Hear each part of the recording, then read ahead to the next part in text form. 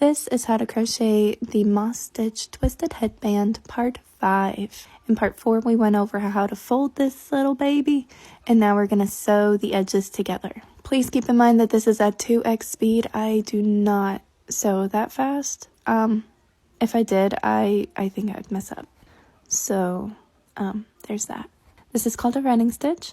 So we're going to go up and down, but we're not going backwards. We're not making any kind of a zigzag.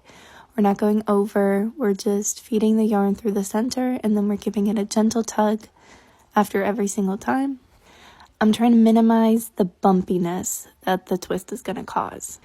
I also try to make sure that I'm picking up no more than 2 loops. You could probably get away with just picking up 1 loop, but 2 loops is a little bit safer. Anything more than 2 loops, if you pick up an entire stitch for a row, might cause a little bit of bumpiness. So the only other thing to make sure is that the edges stay the same on the far left and far right. Sometimes the little folds can shift, and that can cause it to be a little weird, but fortunately, because the seam is going to hide on the inside of the headband, it is not the end of the world. And it's just one of those things where practice makes perfect, and once you figure out what works for you, it'll be a lot easier. I will say that on the very last stitch, I generally don't include the center parts. I just go from the outside. I don't know if that makes sense.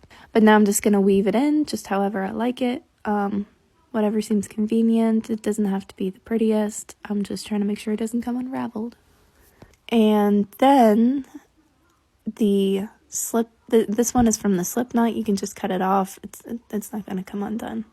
And in part 6, I'll show you how to unfold it all the way so that it doesn't look like that.